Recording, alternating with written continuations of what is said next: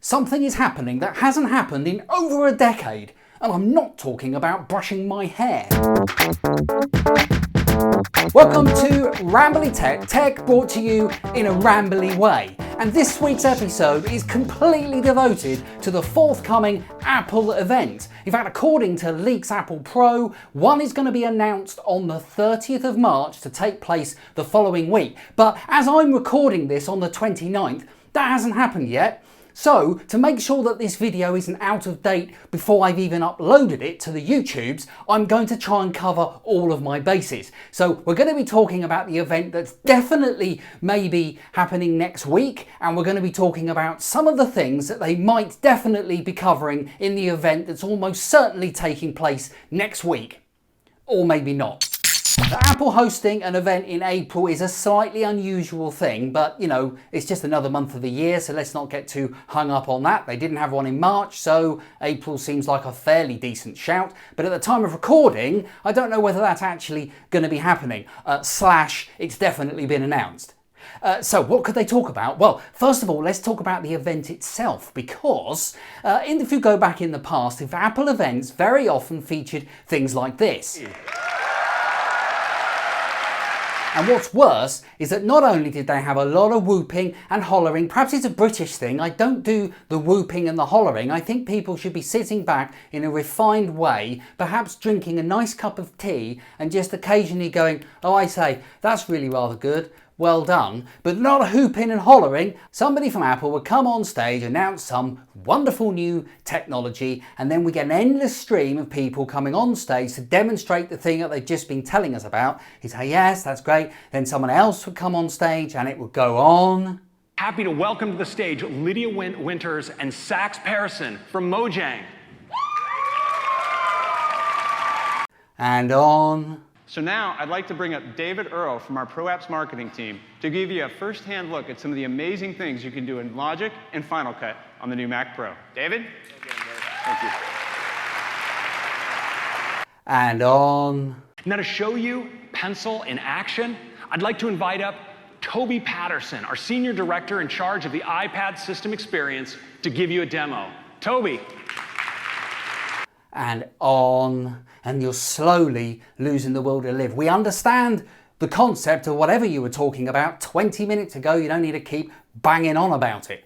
So one of the things that's happened because of this whole pandemic thing is that they started doing things slightly differently, and they started producing what can only be described as some really quite good videos. They're quite slick, they're very highly produced to a very high standard, and crucially, they're concise. So what might we see in the Apple event that's almost certainly happening next week / definitely announced?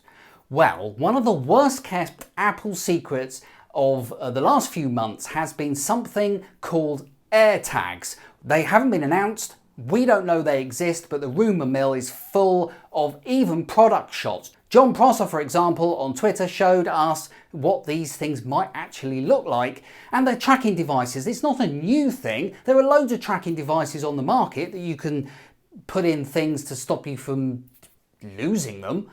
But this is done in the Apple way. The problem with traditional trackers is what they do is you put them in the thing, and then unless you drop that thing right next to where you're standing, you probably won't find it even though it's got a tracker, because it uses Bluetooth, and Bluetooth doesn't have a very long range. It means you have to go out, retrace your steps, and hope that you walk quite close to the thing you've lost. The Apple way of doing it will, if the rumours are true, be different. What they're going to do instead is form some kind of like giant mesh network formed out of other people's iPhones. They won't even know they're doing it.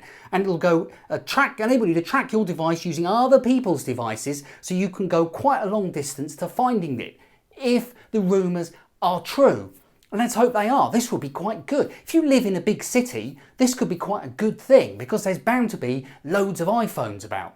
If, however, you're like me and you live in the sticks, then maybe it won't work so well. For example, where I live, there are loads of old people. The average age of people around here is about 90. This is God's waiting room. People come down here to die and forget why they came.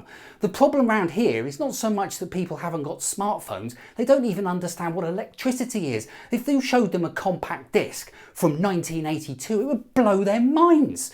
So the chances of them having a smartphone that of any kind of recent release is extremely unlikely. So that means for me, these tracking things probably won't work very well. Now, according to Mac Rumors, these trackers are about the size of 50 cent. I don't know what that is, so I googled it, and this is 50 cent. So that's a person, so they're about as big as a Ford Fiesta, perhaps as big as a telephone box. So these things are massive. You'll be able to see them from space. So I can see how they work. It won't use this mesh networking thing. Probably all you'll do is that the thing that you want to attach it to, tracker will be so big, you'll just have to open your front door and you'll see it away in the distance. There's my tracker 14 miles away. It's so big, I can see it from my house. That must be how they work then. Sorry? Oh, apparently not that 50 cent. Oh, it's a coin. So according to Mac Rumors, these things are about 32 millimeters square, which of course is the way that you measure the dimensions of a circle. So if these things come out, they'll be long overdue. Apparently, they were due to be released months ago, even as far back as last summer. However, as they rely probably on other people being in the area and nobody's been going out of their houses for like a year, that's probably why Apple haven't released them. There are lockdowns releasing. I'm in the UK, we're starting to ease our way back outside to see unclean people now. So it might very well be that they're going to release these things because, hey, they've got to do it sooner or later. So what else might we see at this event? Well, personally, I'm really hoping for a new Apple TV. I've just been wanting this device to come out for such a long time. 2017 was the last time they released one. If the rumours are true, then this one might even have something to do with gaming, perhaps a gaming controller, something tied in with Apple Arcade. That would be really cool. These things are unlikely to see the light of day before the tail end of 2021, so maybe we won't see that. In fact, with these videoed events, Apple tend to just release one or two products and spread it over a longer period of time, maybe having an event in April, another one in May, another one in June, whereas in previous years when they had the whooping and the hollering, they'd have maybe just 3 events in the year. So this is different. Maybe they'll just release the AirTags and nothing else. iPads, yeah, maybe we'll see some iPads. There's talk about that. The other thing that we really want to see, if you're a real nerd like me, is new iMacs. Now we know that these iMacs are on the way. If you're not a nerd, you might not realise that Apple are moving, they're transitioning from using Intel processors inside their computers to using their own, what they're calling Apple Silicon. So it's a similar sort of thing that powers your iPhone and your iPad, that kind of thing. And the Macs that have come out that already have this technology in are really rather good. And it's turned out that Intel are a little bit worried about this. So they launched a marketing campaign where they said that Windows PCs running on Intel chips are so much better than Macs running on Apple Silicon. And then the following week, Intel turned around and said, you know what, Apple, we'd like to really make some of these chips for you. Yeah, that's clever, isn't it? So we're going to say they're a load of rubbish and then offer to say that we're going to make them in one of our factories. Yeah, that's really good. Well done, Intel. Nice one. Well done. They said it's all a bit of fun. Yeah, I'm sure Apple think that. So what do you think is going to happen in this event? You know, the one that's definitely been announced, / hasn't been announced at all, we're just playing, we really haven't got any idea at all, / anything else you want to insert here. We don't know what the event will really entail. AirTags is a good possibility. iMacs, yeah, maybe. Apple TV, let's hope. What are you hoping to see? Post your comments below.